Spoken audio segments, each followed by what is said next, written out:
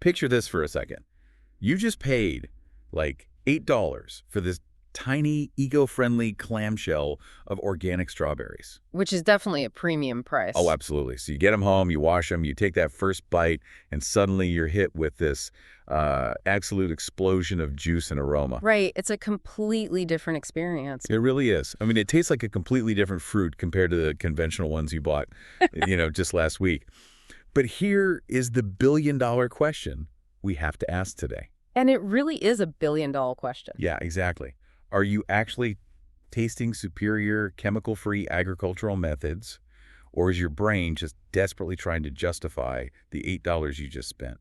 It is the perfect question to start with, honestly, because that specific sensory experience drives a massive sector of the grocery industry. So welcome to the deep dive. We are super excited to get into this one. We really are. We've pulled together a pretty dense stack of agricultural research, sensory science data, and supply chain analyses to look at what truly influences flavor. Right, we're basically bypassing the marketing department today. Exactly. We're going to look directly at the chemistry of plant growth, the mechanics of post-harvest logistics, and the profound way our own psychology alters our taste buds. Because, let's be real, taste isn't just a luxury. If we only cared about caloric fuel, we'd all be drinking, nutrient pastes. Which sounds terrible. It sounds awful. We eat for enjoyment, right? Mm-hmm. And food companies know that if they can convince you something tastes better, they essentially own your grocery budget. They absolutely do. So when we see that organic sticker, we expect a VIP experience. We pay a premium, so we expect a more natural, robust flavor. And the consumer claims in our research stack are just adamant about this. They are very consistent. Right? People swear that organic root vegetables are earthier, organic tomatoes are richer, and organic berries are, vastly sweeter. Yeah, the consistency of those consumer reports is undeniable. But to figure out if those claims hold up to scientific scrutiny, we first have to understand the fundamental mechanics of how these different farming systems operate. Okay, let's unpack this, because the notes detail a pretty stark contrast in how conventional versus organic plants actually get their food. Right. What's fascinating here is the central argument from proponents of organic agriculture. They argue that a difference in the soil translates directly into a difference in the flavor profile. So we're talking about the soil microbiome. Exactly. Yeah. In a conventional setup, farmers are often using highly soluble, readily available synthetic nitrogen and phosphorus. Which is kind of like an IV drip for the plants, right? That's a great way to put it. It acts almost exactly like an intravenous drip of nutrients for the crop. The plant really doesn't have to work for its food at all. Wow. Okay. So those highly soluble synthetic fertilizers trigger explosive, rapid cellular elongation. The plants grow incredibly fast, and they absorb a massive amount of water in the process. They just bulk up super quickly. They do. They get big, and they get big quickly, which is obviously fantastic for crop yields and farm profitability. But the research suggests there's a biological cost to all that speed, doesn't it? Yes, there is. If a plant is essentially inflating its cells with water and these rapid growth carbohydrates, isn't it just diluting its own flavor? That is exactly what happens. It's like adding too much water to a soup base. Yeah. You get more soup, but it tastes like nothing. That is the exact mechanism at play. It's a phenomenon known in the literature as the dilution effect. Dilution effect. Because the conventional plant is flooded with readily available nitrogen, it redirects its energy away from producing complex compounds. It focuses purely on rapid biomass expansion. Just getting as big as possible. Right. But organic systems, however, rely on things like compost, cover crops, and animal manure. Which are way more complex. Exactly. Yeah. Those nutrients are locked up in complex organic matter, meaning the plant literally has to fight to extract them. Yeah, it has to rely on the soil microbiome. I was reading about this in the notes, this symbiotic relationship with mycorrhizal fungi. Yes, the fungal networks. It's wild. The plant pushes out sugars from its roots to attract these fungi, which then act like a secondary root system, mining the soil for phosphorus and trace minerals just to trade back to the plant. It is an incredible exchange. It sounds so energy intensive, though, and much, much slower. It is a much slower growth pattern. And that stress, that constant need to forage for nutrients, is actually what triggers the plant's defense mechanisms. Wait, defense mechanisms make it taste better? Surprisingly, yes. When an organic plant is growing slowly and dealing with mild environmental stressors, it synthesizes a much denser concentration of secondary metabolites. Secondary metabolites. What does that mean for the person eating it? Well, we're talking about flavonoids, antioxidants, and volatile aromatic chemicals. These compounds are essentially a plant's immune system and communication network. Oh, I see. But to humans, when we eat them, they translate as intense, complex flavors. Okay, so it's totally like slow cooking a stew versus microwaving it. That's a perfect analogy. Right, because the conventional rapid growth method is the microwave. You get a hot meal instantly, but the structural integrity is weak, and the flavor notes are just flat. Exactly. While the organic plant, fighting for nutrients over a longer period, is the simmering stew, it's naturally generating a much deeper, more developed chemical profile. That is an excellent way to visualize it. And what's really interesting is we can actually measure this physical difference. Really, like in a lab. Yes, using something called the Brick scale. The brick scale, I saw that in the research. What exactly is that measuring? Brix is a measurement of the dissolved solids in a plant's sap or juice. So this includes natural sugars, minerals, and amino acids. Oh, okay, so a higher brick score means more of the good stuff. Basically, yes. A higher Brix reading generally correlates with a denser, sweeter, and more complex flavor.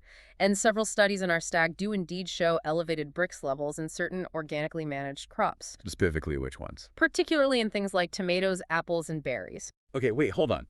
If there is measurable physical proof if we can literally put a drop of organic tomato juice on a refractometer and see a higher Brix level, why is this even a debate?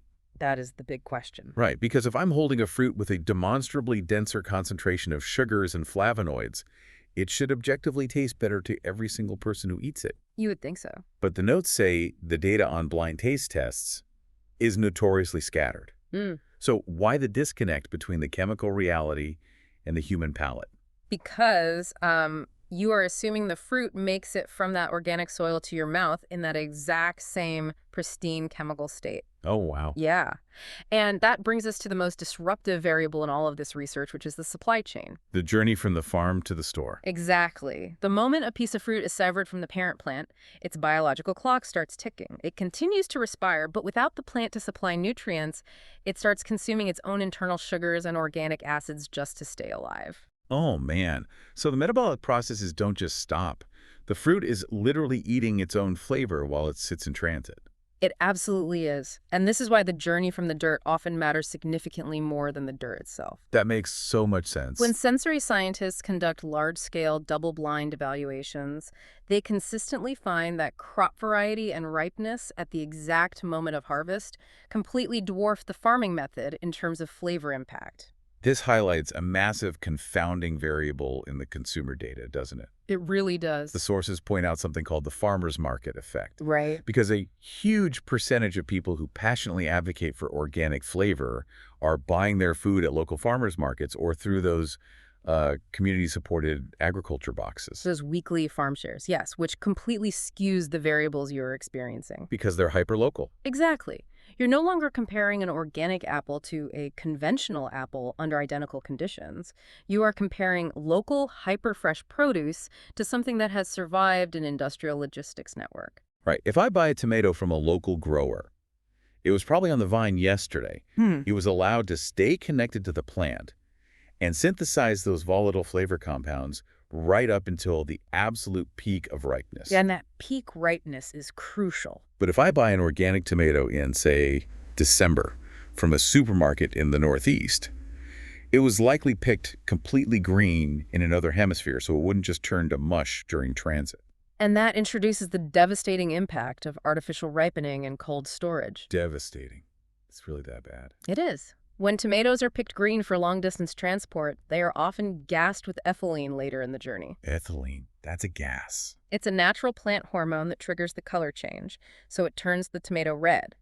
But it does not magically synthesize the sugars and complex acids that would have developed if it had stayed on the vine. So it looks ripe, but it's empty inside. You get a red tomato that basically tastes like a glass of water. And what about the cold? If I take that organic tomato and put it in a refrigerated truck for 10 days, what is happening to those secondary metabolites we talked about earlier? The cold actively works against the chemistry of flavor. Really? I always thought refrigerating produce kept it fresh. It keeps it from rotting, but when you drop a tomato's temperature below about 50 degrees Fahrenheit, you induce something called chilling injury. Chilling injury. That sounds intense. It is. The low temperature physically damages the cellular membranes and actively halts the genetic transcription of the specific enzymes responsible for synthesizing flavor volatiles. Oh, wow. So it literally turns off the flavor factory. Yes. So even if that tomato was grown in the most pristine, biodiverse organic soil imaginable, the cold storage has permanently deactivated its ability to taste like a ripe tomato. That completely breaks the romanticized idea of the organic label. It really challenges it, yes. It's like taking an Olympic sprinter, training them for years using the best possible methods, but right before the gold medal race, you lock them in a freezing closet for 2 weeks. That is a brutal analogy, but highly accurate. Right, like it absolutely doesn't matter how good their foundational training was in the soil. Their performance is going to be terrible. The cold storage just neutralized every advantage the organic farming gave them. The biochemical potential of that organic tomato was completely ruined by the chilling injury. That is crazy. And conversely, a conventional tomato grown in a nearby field may be pumped full of synthetic nitrogen, but picked at peak redness and handed to you 12 hours later, will still possess a fully functioning enzyme network. So it's going to taste infinitely more robust, floral, and sweet. Exactly. So we are completely misattributing the cause. We bite into a local organic peach. We experience this mind-blowing freshness because it wasn't locked in the metaphorical freezing closet, and we give all the credit to the organic sticker. We conflate the two, yeah. We're basically conflating the supply chain with the soil science. This is the absolute crux of the freshness loophole. Local food systems are heavily populated by organic growers. Right, you go to a farmer's market, everything is organic. Yeah, exactly. So consumers frequent these markets, experience the absolute pinnacle of agricultural freshness, and wire their brains to associate the organic certification with superior taste. But the true MVP of that flavor profile is the lack of a cross-country road trip. Okay, I totally see how post-harvest respiration and chilling injuries dominate the flavor profile of produce. I mean, a tomato or a peach is highly sensitive to time. Very much so. But what about proteins? Because the research stack is full of claims about organic meats. Ah, yes. Meat and eggs. Right, grass-fed beef, pasture chicken, and those deep sunset orange egg yolks that people absolutely obsess over. They really do. But there's no vine ripening process for a chicken. Yeah. So does the freshness loophole still apply here, or does the organic certification carry more weight when we're talking about animal products? Well, the variables definitely shift when we look at proteins, but the underlying principle remains the same. The specific agricultural inputs matter far more than the broad certification. What do you mean by inputs in this case? Diet. When sensory scientists evaluate the flavor profile of meat, they are primarily looking at the composition of the animal's fat. Because fat equals flavor. Exactly. The fatty acid profile is where the vast majority of species-specific flavor compounds are stored, and that profile is directly dictated by what the animal eats. Okay, so an organic certification means the cow ate organic feed. But organic feed is often still just grain, isn't it? Very often, yes. It might be pesticide-free corn and soy, but it's going to produce a fundamentally different fat composition than a cow that is out foraging on diverse pasture grasses. That makes sense. A conventional cow grazing on a highly diverse pasture of alfalfa, clover, and native grasses will accumulate significantly higher levels of omega-3 fatty acids and specific terpenes in its fat. Compared to the organic cow in a feedlot. Exactly. When you cook that pasture-raised meat, the thermal oxidation of those specific lipids creates the complex, grassy, savory flavor notes that culinary experts prize. So the organic label just guarantees the absence of certain synthetic chemicals. Correct. It does not guarantee the diverse forage that actually builds complex flavor. Okay, I want to push back on this a little bit, though. Sure. Let's look at eggs, because that's one of the most common consumer touchpoints. It is a huge market. The notes reference studies showing that pastured organic hens often produce eggs with much higher levels of certain vitamins. That's true. And consumers constantly point to those dark orange yolks as proof of a richer flavor. I mean, isn't that physical evidence that the organic rearing method is producing a superior, tastier product? It is evidence of a different diet, certainly, but we have to be very careful about correlating color directly to taste. Why? Because the yolk color is simply a reflection of carotenoids in the hen's diet. Carotenoids, like in carrots. Exactly the same pigment. A conventional hen-eating feed, supplemented with marigold extract or alfalfa meal, will lay a striking dark orange egg. Even if it's conventional. Yes. While an organic hen eating exclusively pale organic wheat might lay a pale yellow one. And more importantly, in rigorous sensory panels, yolk color does not reliably correlate with a measurable difference in flavor. But people swear by it. People genuinely, truly believe the orange yolk tastes better. They do, and that brings us to the most fascinating, insurmountable barrier in all of this research. The human mind. Of course. When scientists isolate these products, when they neutralize the visual cues, hide the packaging, and remove the price tags in double-blind environments, the statistical preference for organic food often evaporates entirely. Wait, are you saying that all these people who swear organic food tastes better are basically hallucinating? I wouldn't use the word hallucinating. Because if I have two pieces of chicken and one objectively has a different lipid profile from a pasture diet, my taste buds are interacting with different molecules. That's a physical reality, not a mental one. You are absolutely right that the chemical differences exist. And in highly trained sensory panels, those subtle differences can sometimes be identified. Right. But the average consumer doesn't eat in a sterile vacuum. We eat in a state of constant sensory crosstalk. Sensory crosstalk. Yes. If we connect this to the bigger picture, we have to examine the psychological phenomenon known as the halo effect. The halo effect. Okay, I've heard of this. When you see an organic label, it triggers a cascade of deeply ingrained psychological associations.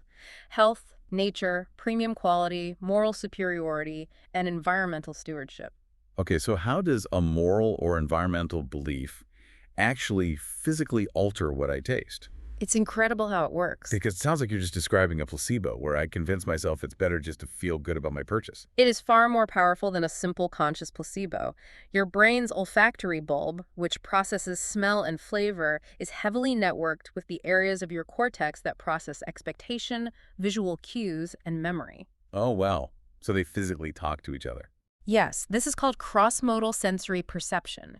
When you pay a premium for a carton of eggs with a rustic, earth-toned label covered in pictures of happy chickens foraging in a field. My brain is already reacting. Exactly. Your brain literally primes your sensory receptors to be more sensitive to pleasant flavor compounds. Your visual cortex and your prefrontal cortex are sending signals to your olfactory bulb saying, "This is high-quality, premium food. Enhance the rich notes." That is wild. You're saying the $8 price tag is essentially a seasoning. That is a brilliant way to put it. It's like a psychological marinade that alters the data before it even registers in my consciousness. It is entirely a psychological marinade. Your eyes and your wallet are actively participating in the creation of the flavor. There is a classic study in the notes that perfectly illustrates this. Oh, the coffee one. Yes. Researchers gave participants 2 identical cups of conventional coffee. They told the participants that one was a standard roast and the other was an eco-friendly, sustainably farmed organic roast. Even though it was the exact same coffee in both cups. Identical. The participants overwhelmingly rated the organic coffee as smoother, richer, and superior in taste. Wow. The chemical makeup of the liquid in both cups was identical, but the subjective experience of the flavor was genuinely altered by the label. It totally reminds me of those famous wine tasting experiment. Oh yes, the sommelier studies. Right, where they poured cheap wine into an expensive bottle, and suddenly world-class sommeliers are describing notes of leather and dark cherry that they couldn't taste when it was in the cheap bottle. Because the expectation rewrites the sensory experience. Precisely. So to answer your earlier question, no, people are not hallucinating. The flavor difference isn't fake to the person eating it, it's just a remix. Exactly. Their brain is doing a real-time remix of the sensory data based on their beliefs and expectations. The experience of the elevated flavor is entirely real to them. That makes the scientific consensus, or I guess the lack thereof, so much easier to understand. It really does. You can measure the Brix levels, you can track the lipid oxidation in the fat, you can measure the volatile compounds in a gas chromatograph. But you cannot control for the fact that a consumer's brain actively wants the expensive, eco-friendly strawberry to taste better. And this is why the debate over organic flavor will never truly be settled by lab equipment alone. You cannot cleanly separate human taste from human psychology. It's all tied together. Completely. So as we pull all these threads together, let's look at what this means for you, the listener, the next time you're pushing a cart down the produce aisle. Right, practical takeaways. We set out on a mission to answer whether organic food actually tastes better. We've looked at mycorrhizal fungi pushing secondary metabolites into tomatoes, chilling injuries, destroying enzymes in transit, lipid profiles in conventional versus organic proteins, and the profound, reality-altering power of the halo effect. We covered a lot of ground. We did. And after unpacking all of that, the most scientifically accurate answer we can give you is, well, sometimes. Yes, Yeah. sometimes. Sometimes it does taste better because the slower growth methods concentrated the sugars. But far more often it tastes better because it is a superior crop variety, it was harvested much closer to peak ripeness, and it managed to avoid a week-long stint in cold storage. Which really reframes how we should navigate the grocery store. And honestly, it removes a lot of the guilt. How so? You don't have to stress if you can't afford the organic markup every single time you shop. Absolutely. And that is the crucial nutritional takeaway from all of this data. Both conventional and organic agriculture are fully capable of producing exceptional, highly nutritious food. So it's not a clear-cut good versus bad. Not at all. If your ultimate goal is flavor and health, you shouldn't be blindly hunting for a specific certification sticker. You should be hunting for freshness, seasonal variety, and dietary balance. Optimize for the distance the food traveled and how ripe it was when it was picked, not just the marketing on the box. Exactly. The healthiest diet you can possibly build is simply one filled with an abundance of produce and high-quality proteins that you genuinely enjoy eating enough to make it a lifelong habit. That's the real goal. If a crisp, conventional local apple gets you excited to eat fruit every day, that is a massive victory for your physical health. Quality, freshness, and enjoyment should be your guiding principles. I think that is a beautifully practical place to land. But before we wrap up this deep dive, there is one final, lingering thought I want to leave you with. Go for it. The next time you're standing in your kitchen and you bite into an incredibly delicious, premium-priced piece of fruit, ask yourself, are you truly tasting the agricultural method? Or the logistics. Right. Are you just tasting the fact that it hasn't spent 10 days suffocating in the back of a refrigerated truck? And honestly, If your brain takes all those cues, the rustic packaging, the premium price tag, the organic halo, and uses them to physically enhance the flavor you experience, does the objective chemical difference even matter? that is a fantastic question. Something to chew on the next time you reach for those strawberries.